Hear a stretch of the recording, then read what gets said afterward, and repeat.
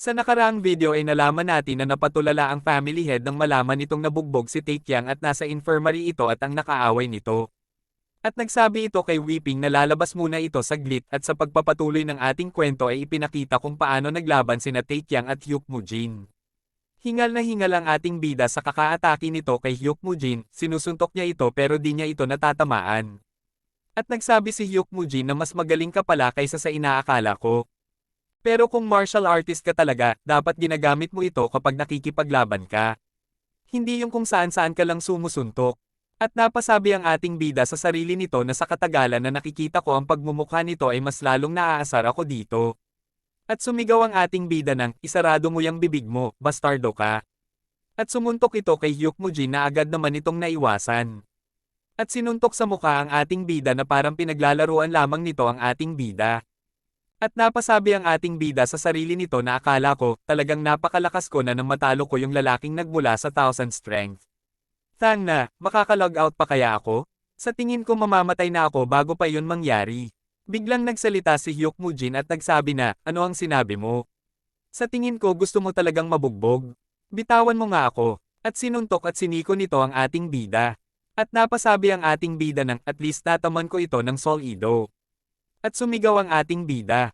Nang ha. At umatake gamit ang ulo na tinamaan sa may baba si Hyukmujin, at damyugo ang bibig nito. At napatanong ang ating bida sa sarili nito na anong level kaya tong Hyukmujin na ito. At ini-open ng ating bida ang skill nito na Chi Sense, at nakita nito na level 20 pala ito. At dahil nataman sa may baba si Hyukmujin ay napasabi ito sa ating bida na, ikaw na kumag ka. At binugbog nito ang ating bida. At napasabi ang ating bida sa sarili ng, sa tingin ko dapat matutunan ko kung paano.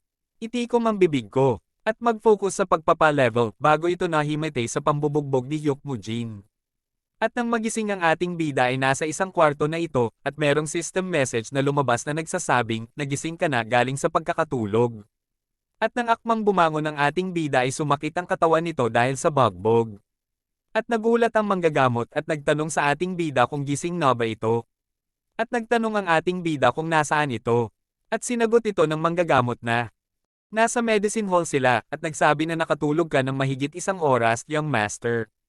At napatanong ang ating bida kung ito ba ay isang infirmary. At nagsabi na kung nakatulog ako ng mahigit 1 oras, teka lang. 1 buong oras? At napasabi ng ouch, dahil naigalaw niya bigla ang katawan nito. At nabigla ang manggagamot. At nagsabing meron kang mga pasa sa buong katawan, kaya medyo masakit yan.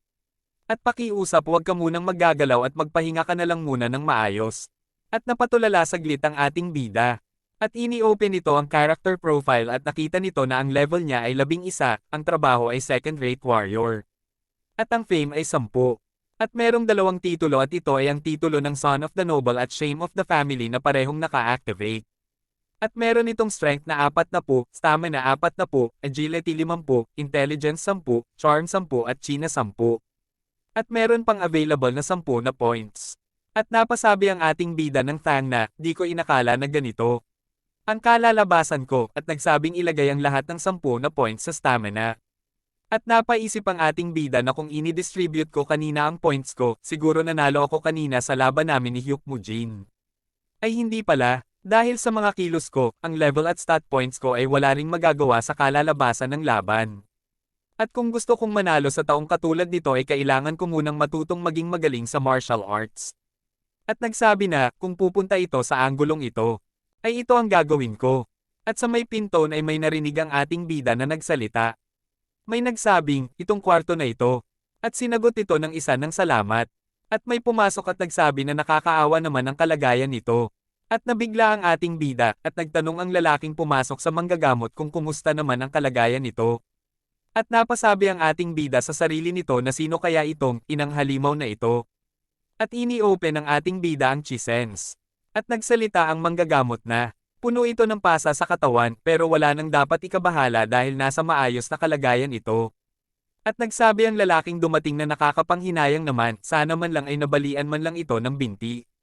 At ini-open ng ating bida ang Chi Sense at di ito ma-identify ng system, kaya napatalikod na lang ang ating bida at napasabi na lampas 30 ang hinigit ng level nito sa akin, napakataas ng level nito.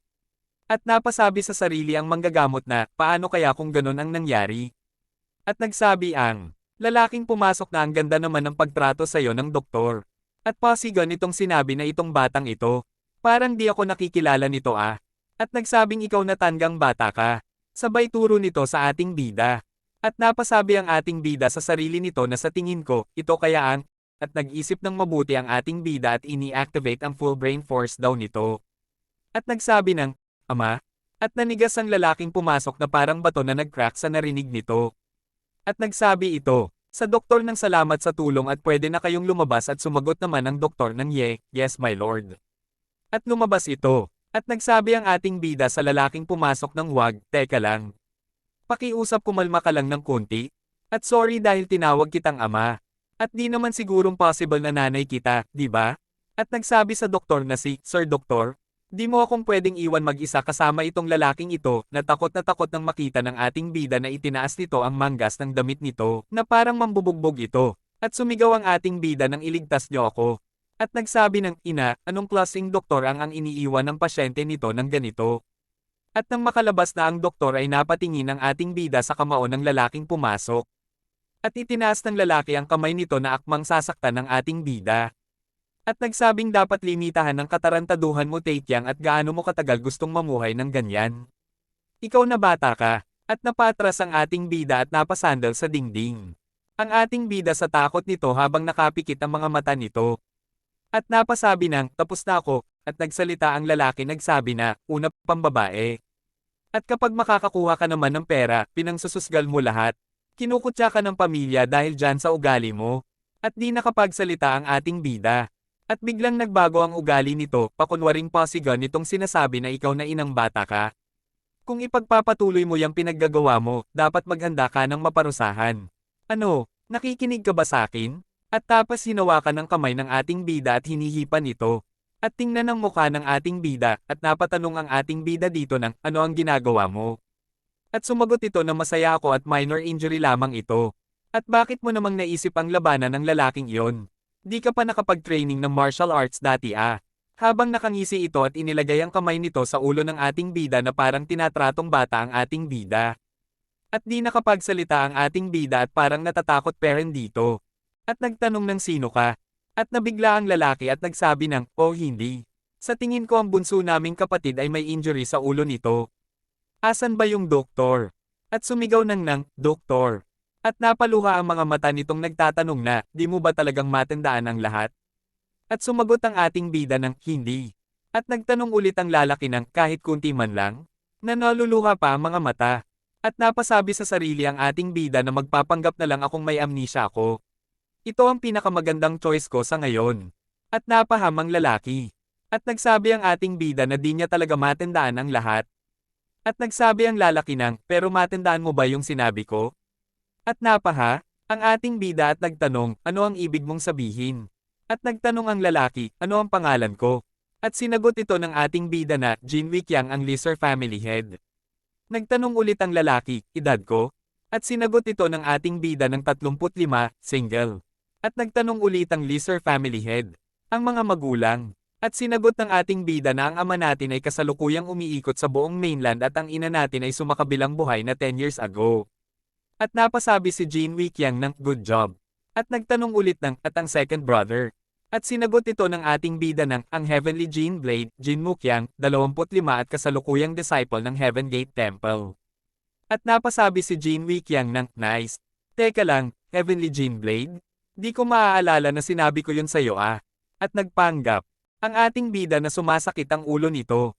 At napasabi si Jin Wikyang ng, oh hindi. Ang nakakabata kong kapatid. At dumating ang doktor at nagsabi na dahil simpleng mga pasa at pamamagalang yan ay mawawala din yan sa loob ng 4 na araw. At pagkatapos ng 4 na araw ay lumabas na ang ating bida sa infirmary, paglabas nito ay merong taong maghihintay sa kanya. At nagsabing pahintulutan niyo po akong gabayan kayo yung master sa inyong tahanan. At naglakad ang mga ito, napasabi ang ating bida. Sa tingin ko pinadala ito sa akin ni Jin Wikyang para i-explain ang mga bagay-bagay dito sa akin. At nakarating sila sa isang malakaing bahay at nagsabi ang tagagabay na nakarating na po tayo. At napawaw ang ating bida sa laki ng bahay. At ini-explain ng tagagabay na nasa second floor ang kwarto ng ating bida. At meron po kayong mga katulong sa bahay. Kung meron po kayong kailangan, pagpuntahin mo lang sa amin ang isa sa mga katulong ninyo. At pwede na po ba akong umalis? At sinagot ito ng ating bida ng, okay. At pumasok ang ating bida sa bahay at napawaw sa ganda ng loob ng bahay. At napasabi sa sarili na ang Taekyang sa tunay na mundo ay nakatira lamang sa napakaliit na studio apartment. Pero ang Taekyang sa mundong ito ay nakatira sa lugar na ito na parang isang tang ng palasyo. At napasabi sa sarili na nagtataka ako, ano kayang klaseng bahay ang nakalaan para sa akin. At binuksan ng ating bida ang isang pinto at nabigla ang ating bida sa nakita nito. At sa susunod na video ay ipapakita na nagpapraktis ang ating bida ng martial arts. At napapamura sa hirap nito.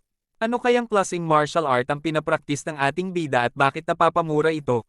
At kung gusto mong subaybayan ang ating kwento ay huwag mong kalimutang i-click ang notification bell pagkatapos mong mag-subscribe.